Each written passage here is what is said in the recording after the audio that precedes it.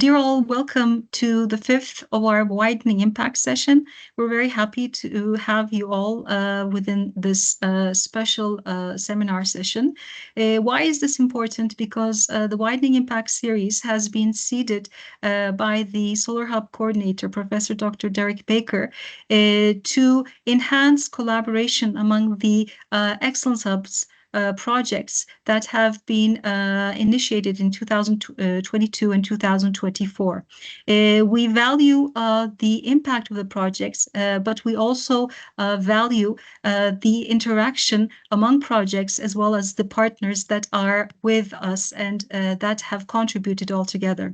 We're very excited to have CARBONICA as an important Excellence Hub projects, and we will have dear Thanos presenting and as well as Grigoris presenting on behalf of the CARBONICA project. We're all very excited to hear and delve into the project. So without further ado, I will give the floor to you. Thank you so much. Thank you very much, Hande. Thanks a lot to the Solar Hubs project and the organizers for preparing this session. I think it's a good opportunity for us to learn from each other, to exchange ideas and to follow each other's journey from an idea to a project, and hopefully this can kickstart further collaborations among the participants, but also useful learning takeaways. So, I'm Grigoris Hadjikostas. I work at Reframe Food, and together with a very committed team of people, including Thanos that is together with us, Alexia, Fani Moshoub, George Papapostolou, who is really the active member of the team, and many others within Reframe Food, but also with great partners that I will talk about. We are running the project called CARBONICA. And today what we're going to talk is about the concept of CARBONICA. We're going also to talk about how we created the consortium and how piece by piece the whole puzzle bundled together.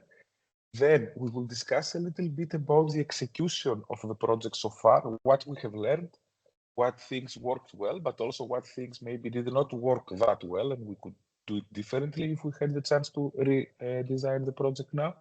And last but not least, we would like to introduce you what are our plans in the future. The purpose of telling this story is also to receive your feedback, either now or later on, so please feel free to use the time that is left for questions, but also feel free to contact us directly. Now, what about CARBONICA? CARBONICA is an Excellence Hub project. It was financed at the first wave of the first round of Excellence Hubs proposals. It started in January 2023, and it's going to finish at the end of December 2026, so it's a 4 years project. And our budget is a little bit less than 5 million. I'm assuming that many of you are knowledgeable about widening calls and what Excellence Hubs are about. But in the case of CARBONICA, we tried to connect the requirements of the call with another important issue, which is related with the EU Green Deal. So, just to refresh your memory, in the summer of 2029, the EU Green Deal was adopted. And then we had the opportunity to submit proposals in the call during November. In the meantime, we were quite lucky in the following sense. We established a consortium and we were developing the project, but in parallel, the legislative framework related to carbon farming was also being developed. So in a way, our project was relevant because we managed to fine-tune our activities with the development related to a novel topic at the European level. And then under this thinking, we submitted the proposal on March 2022. Just if I have to tell you the story behind CARBONICA, I need to go to the next slide and give you information about the topics which are related to the partners. First of all, let me clarify by saying that the partnership of CARBONICA includes 3 ecosystems: the ecosystem of North Macedonia, the ecosystem of Cyprus, and the ecosystem of Greece. But what would be more important to highlight would be that the links, the connections, And the collaboration and the trust among these three ecosystems was not developed in a vacuum, was not developed in an opportunistic way. Although, just a disclaimer, I'm not against developing collaborations in an opportunistic way in the context of a project, and then these relationships might evolve into something more long-term, more solid, and more strategic. But in the case of Carbonica, the strong collaborations already existed. We already had a very good collaboration with the North Macedonian ecosystem, and particularly with the company AG Futura.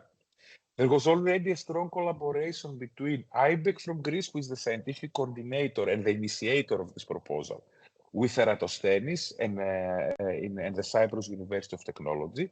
And by reinforcing these three partial collaborations, what we actually did is we built the network that is currently our Excellence Hub. This includes, for example, if we have to talk about the consortium, IBEC, and most particularly Professor Zalidis from IBEC, was the person, the individual who, at the time that the carbon farming was like born as a concept, was the initiator. He wanted to support this idea. Then, together, once we discussed together, we figured out that apart from the typical activities of carbon farming, meaning that farmers to be reimbursed for the capture of CO2 through their activities, we could also explore the potential of giving additional value to the products that have been farmed with practices that ensure carbon sequestration. Therefore, we very early on thought about the prospect of a SIV, of the Greek certification agency, that would provide such certificates.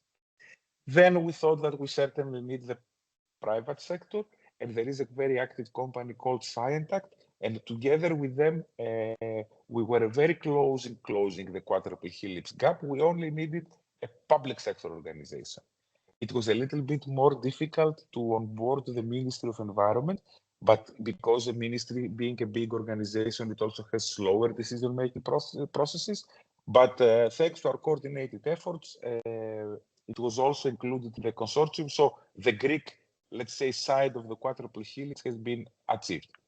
Likewise, in North Macedonia, we assigned to AG Futura to do the local consortium building, and they managed to engage very critical partners, including from the civil society sector, the Green Growth Platform, which is an NGO that prioritizes sensitivizing and providing policy recommendations to Green Deal-related issues.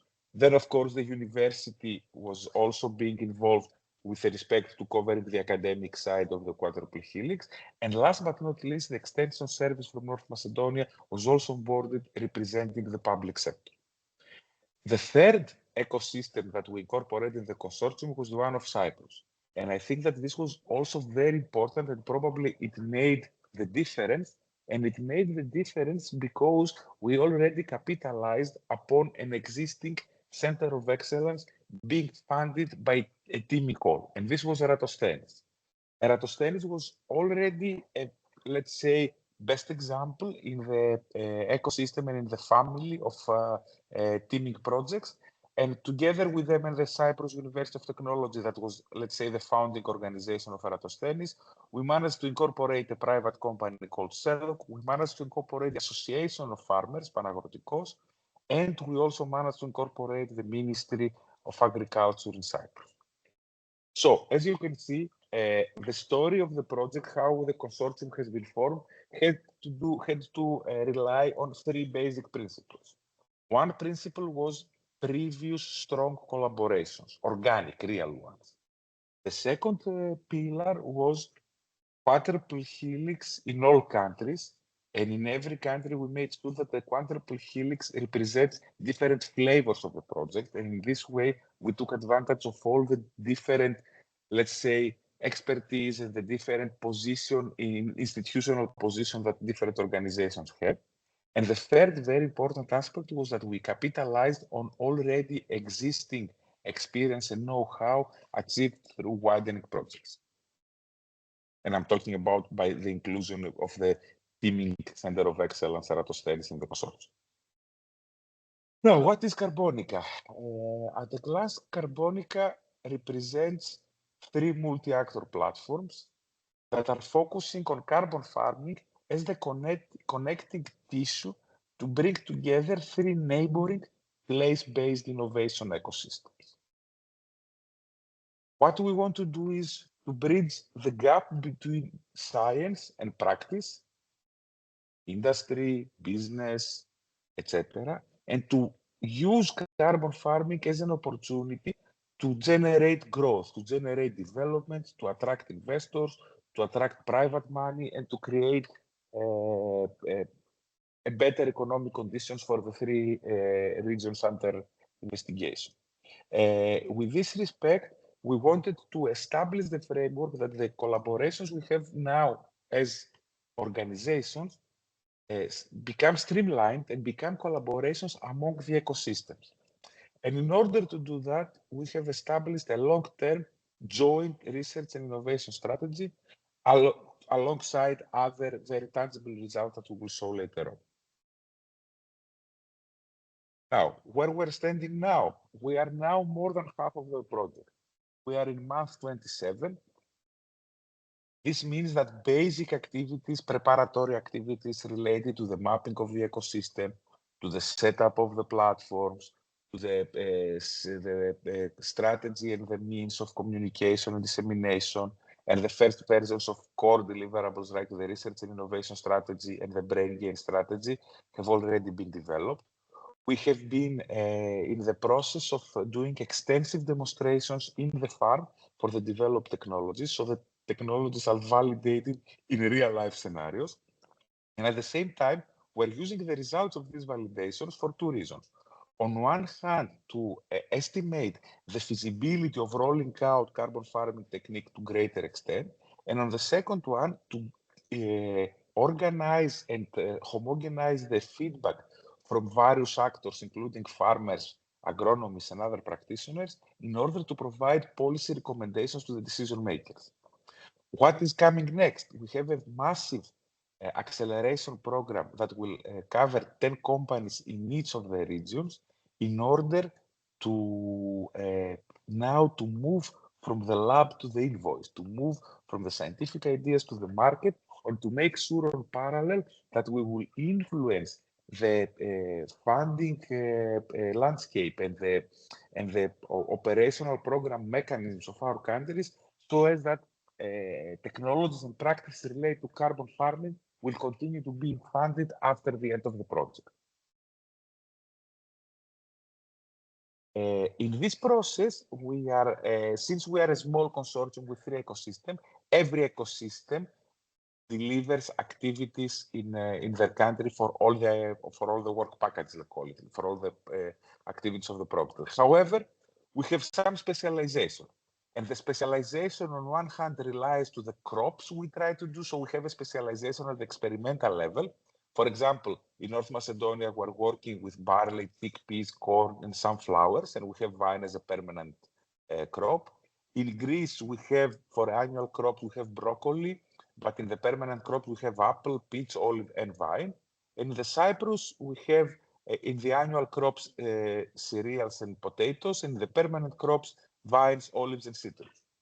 What do you understand from this allocation? First of all, that in each country, we are trying to do validation and testing in relevant crops that are important for the local economy. The second thing you understand is that in each country, we are doing we are keeping one crop same, and this is the vine, because we want to see how one similar cultivation is being treated in different types of pedoclimatic conditions, especially when we are looking at the carbon farming perspective. And the third important thing is that apart from assigning crops, we also assign specialties. We assign, for example, the North Macedonian ecosystem is leading the efforts of business development, the virtual infrastructure for business development, and the policy recommendations, and the other ones, of course, contribute and follow. In the Greek ecosystem, we are leading the efforts of dissemination and exploitation, We're leading the efforts of tool development. So we're developing the toolbox, not us, but IBEC, the scientific coordinator, is developing the tool of carbon farming solutions. And we're also setting up the certification and accreditation protocols.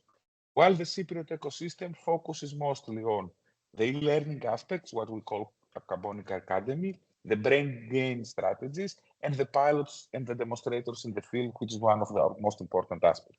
So as you can see, we split responsibilities, we split leadership, and we all participate and learn from each other based on each other's competitive advantages. Now, let's try to think a little bit about the topic, the carbon farming. In a nutshell, carbon farming is the process upon which farming practices contribute in carbon sequestration. Therefore, according to some specific methodology for measurements and verification of the carbon sequestrated, they can also get some benefits, financial or non-financial, based on those practices. This concept is new, as we said, and that is probably, this is our big opportunity, but this is also the biggest challenge that we face as a project. The opportunity comes from the fact that because the concept and the topic is new, and because lots of people are interested to find out what's going on, we get lots of traction and lots of attention as a project. On the other hand, this is also our problem, because we feel very often that we are working on a moving target, because currently there is huge knowledge and information gaps. The regulatory framework has started, but as you know, legislation in Europe takes time and sometimes is a little bit cumbersome, the system, the decision-making system. The market structures are not there, and the verification and certification protocols and methodologies have not been finished. As if it was not enough, the challenges we face in Europe, we have other challenges that we face in our local ecosystems. And this has to do with the fact that in our part of the world, in North Macedonia, in Cyprus, and in Greece, we are facing innovation and collaboration gaps. We do have limited capacity and limited infrastructure when it comes to absorbing new concepts that combine science, technology, and farming practices. Our farmers, one would say that they are rather conservative. I would say they are very clever, but they are reluctant to adopt innovative agricultural prices without seeing a clear benefit. And there is also quite some lack of technical expertise. So we are trying to bring all those together.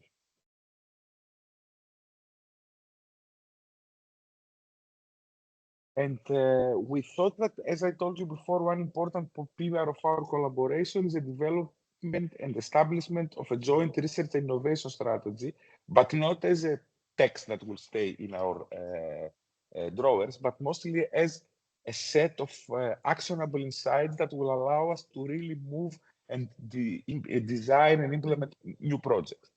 So, first of all, one important aspect is how can we align with the CRCF protocol requirements. This means that we need to develop the baseline approach. This means that we have to make an inventory of management practices that follow nature-based solutions approach that indeed guarantee the carbon sequestration. Then we have to align with the land use and land change methodology. We have to consider EU policies, and we have also to consider the monitoring of non-CO2 emissions, which in some cases are proven to be even more harmful and even more important than CO2 itself. Next one, please. Therefore, we faced quite a few challenges. The biggest challenge we face comes from the fact that we are working in the agri-food sector.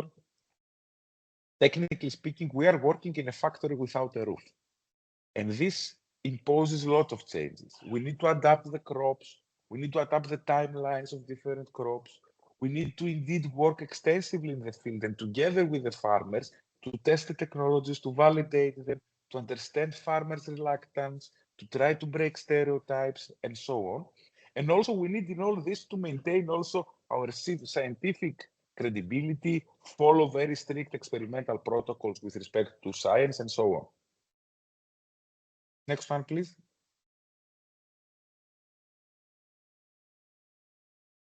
So, how we tried to overcome these challenges. The first pillar of this process is communication, and communication with the right people.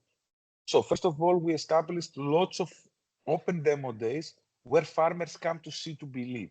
And we like to bring farmers in the natural environment. Farmers very rarely believe people in telcos, in Zoom or Teams meetings. They prefer to see things on the field. At the same time, we did not neglect at all the part that is related with the policy. We did not neglect at all the part that is related with activities that are taking in forums, in exhibitions, in carbon farming summits, and so on. So we participated in all these relevant events.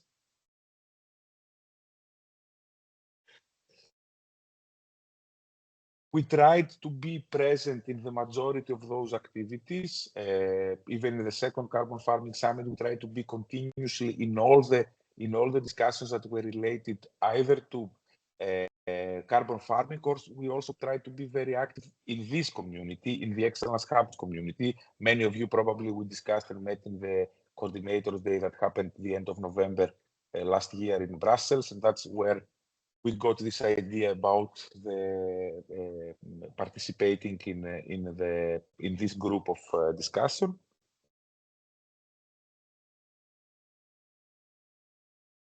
We continue, generally speaking, we did lots of cross visits between us. We did lots of roundtable discussions that achieved over 100 participants each related to carbon farming topic. We mobilized also the diaspora of the three ecosystems, but we made sure that we pay lots of field visits, made sure that we demonstrate all these activities to the farmers, listen to their concerns, listen to their problems, understand better the real needs of the beneficiaries. And also, at all of these times, we tried to adjust our messages to the audience. We apply a different communication language when we speak in policy meetings, when we speak with policymakers. We apply different communication strategies when we're talking to the farmers. That's why we localize the project. The main material is translated in all relevant languages, and the messages we are applying are all the time adjusted and tailor-made to the needs of the specific audience. Also, we try to connect very well with existing communities. A very important aspect is related to the open innovation community as it is expressed by European Network of Living Labs. So our Living Lab with 5 pilot stations in Greece has been accepted as an active carbon farming living lab in the European networks of living labs. This is a quite demanding process of certification, but we managed to achieve it, and this is a big achievement for our project because it provides visibility and it also provides a testbed for future testing and demonstration. We try to be very active in the media. We have a very committed communication team led by Thanos and Alexia, who are together with me today. So in every country, we try to be on TV, on press, on websites, on specialized media, on generic media that we inform the citizens. And in every one of those, we try to adjust our message according to the needs and the requirements of the specific audience. Also, we try to be very open in collaborations. Some of the projects you will recognize here, for example, Solar Hub, but we try to establish collaborations with MOUs or with less formal ways with many projects and initiatives. And we do it in different ways. Sometimes we participate in each other's events and seminars. Sometimes we exchange even data related to our activities. We participate in cluster meetings, and we also contribute in the events that other projects and other initiatives organize. But in order to make sure that we are approaching tangible results, Carbonica is not only about events and meetings. We have very tangible solutions, and we spend like the carbon farming toolbox, that is literally a toolbox. It's literally a set of tools that allow practitioners to measure different aspects of carbon sequestration in the soil, but at the same time, we spent serious efforts on face-to-face interviews with actors to understand them, to understand their needs. So we visited them, went step by step to see how we can collaborate with them.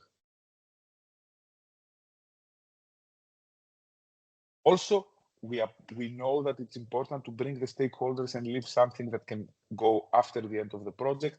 Hence, we developed an academy and a forum that is actually the main digital gateway for asynchronous communication, but also for asynchronous learning and training related to the farming. The Carbonica Academy is a very interesting initiative that will also provide certification from the Cyprus University of Technology, and it's a very important pillar of the project that ensures the sustainability of project results after the funding ends. Now we are in the process that we are launching our acceleration program. This aims to support startups and SMEs from moving to an idea up to a solution. We are going to complement it with a virtual infrastructure that includes a space for mentoring, but also knowledge, organized knowledge repository. And last but not least, we're going to provide one-to-one commercialization support to the selected companies. So what to expect from Carbonica in the future? I think we tried to provide a value proposition for every potential stakeholder and beneficiary, starting from farmers and their advisors and the land managers, where we're offering them concrete tools and a protocol for accreditation and certification of their practices. Lots of work with academia that we foster and enlarge the cross-border research, but we also help them to establish brain gain strategies and bring the brilliant of the scientists back to the countries of origin. We are supporting startups and SMEs with the acceleration program.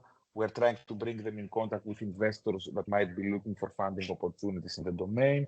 And of course, we are maintaining an e-learning platform, and we're feeding policymakers with recommendations that have been derived from our constant interaction with stakeholders. And this organic collaboration has already yielded results. Here indicatively, you can see already 4 Horizon Euro projects that have emerged from different combinations of Carbonica partners.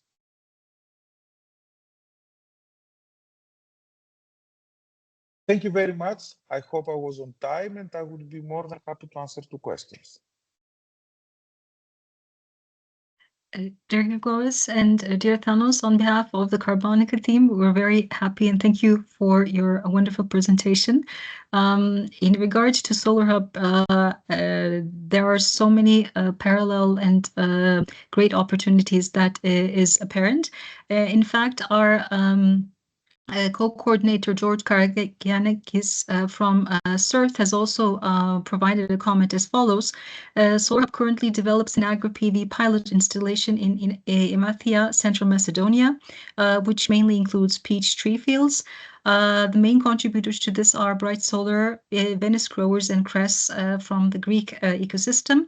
Perhaps Solar Hub and Carbonica could co-organize a joint field event as soon as the installation is ready. So at least from our perspective, we can have a technology offer for the farmers as well as the community that is apparent if it's also viable to you as well. So our first offer of the session is as follows. If That's really great. Thank you very much for the suggestion. I think it can work brilliantly. And yes, I think already we have achieved one important point if we can kickstart another collaboration. Thank you very much, George. Thank you so much. Dear audience, are there any questions that you would like to raise or that you would like answered by our presenters?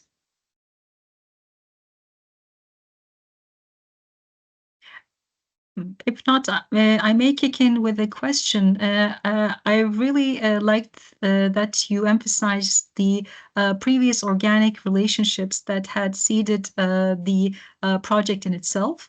Can you give us some insights in regards to how the pilot areas were selected? And is there any, let's say, future potential to extend the geographical boundary of the locations, and how have the knowledgeability that you have gained so far to be used in the projects? I believe you had 4 projects coming out of it already. So would these are these a reflection of these, let's say, outcomes that you have learned?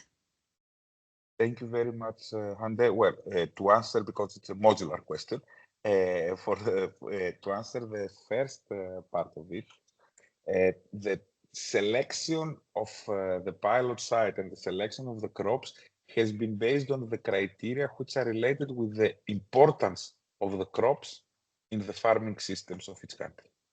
To put it in other words, we have prominent research organizations in every node of the ecosystem that they had access to many possibilities. And by having farmers and extension services also on board, this even enlarged our capacity to choose better.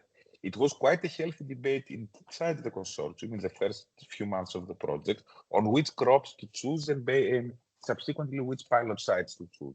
I believe that the conditions we tried to meet were 2. First of all, to be representative and significant for the local economy.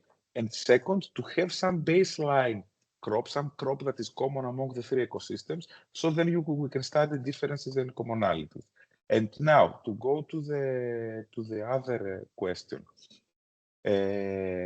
What we are trying to do here is in the upcoming projects, the underlying technologies remain the same. So, spectral analysis, use of satellite imagery, AI, natural-based solutions, all these are key concepts that remain the same in projects. At least I can talk to you about AfroGrow in Georgia because we're involved. The other 2, it's other combinations of partners, so I don't have such a close insight. We use the same underlying technologies, but the same underlying technologies are applied to solve different problems. For example, in the case of Georgia, we are focusing on optimizing in terms of water consumption. While in Carbonica, we're trying to optimize the system with respect to carbon sequestration. In AfroGrow, we are approaching the carbon farming concept, but in different geography in Africa, in different setup, in agroforestry. So, in effect, we are maintaining the same scientific core, but we are applying the tools and the methodology to solve other types of problems. I'm assuming that Lancet and Nostradamus are doing something similar, but I don't want to give details because I'm not involved in the project. Now, with respect to the plans of the future, as I mentioned in the beginning, our relationship existed before this project and hopefully will continue to exist after. So I think that we will harvest all the opportunities to work together. The good thing is that while we knew, for example, 1 or 2 members of the North Macedonian ecosystem, now we know more than 10 because it's the partners of the project plus other stakeholders that have been involved. So technically speaking, I would say that our network has also expanded and our viewpoint of each other's ecosystem has also expanded, and this will kickstart an increased number of collaborations in the future. That's great. We have another question by dear Eleni, mentioning the role of the actors. It is mentioned that the CMEs, the SMEs are used to accelerate. And is there a distinction in regard to the products that they are providing versus new innovative products as per the project altogether? Is there a distinction to the collaboration style and collaboration means altogether? I would say that we are quite open to this. In Carbonica, we believe that innovation exists everywhere. Innovation exists in new companies that are emerging, or even in teams of university, of researchers that are thinking how a research result can be turned into a profitable business. And that's very healthy, and we want to support those people as well. But innovation also exists in ongoing concerns. It exists in traditional SMEs where they find some way to apply a technology in a different way, or there might be a family business that also innovates and does experiments and develops new products. So what we want to keep open is the possibility of every kind of people who either already have a company, regardless of how many years, or people who are even thinking of making a company now, or even thinking of spinning out an idea of an existing company into a new one. Everybody with a good innovative idea is welcome to join us. That is great. Any other questions from the audience? Any hands that I may not see at the moment?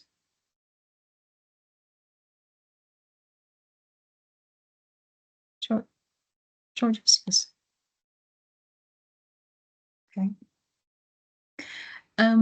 May I ask the state and the vision of the farmers altogether, how do they see their future in regards to supporting these practices altogether? I mean, do you think their sons and daughters will be in hand to produce and promote these activities altogether? Because it seems, at least on the Turkish side, there are certain concerns in regards to following practices if certain policy reforms are not put into way in regards to the costs of production, etc. How do they see the future of farming, and is there any new potential that they are willing to adapt? This could be a technology, this could be a certain new process that they engage in through the outputs of this community and the project that you have. I will start by telling you that farmers is a very sensitive social group. They're very sensitive in many ways, and they're very sensitive because very often they have been promised things by technology, by the government, by private companies, by banks, by insurance companies, and they have been failed. The promises have failed. That's why we have to be ultra careful when we're approaching farmers with ideas. We don't want to create the false expectation to farmers that one day you will be paid by carbon credits and you will live like kings. This will not happen. What we have seen happening in a very interesting way is that while the offsetting market, let me make a quick distinction between offsetting and insetting. Offsetting is that when I verify my carbon sequestration and then I take a paper and then I sell this paper to some carbon credit market. And the other way is the insetting. The insetting is that when along the value chain, for example, let's suppose that I'm a manufacturer of frozen food. If I want to convince the farmers from whom I'm buying my fresh green beans that they need to apply carbon farming practices, then I get a special badge, and with this special badge, the farmers get special price for the product. This is a more realistic model. So what we're trying as Carbonica to do is be careful on what we tell to farmers.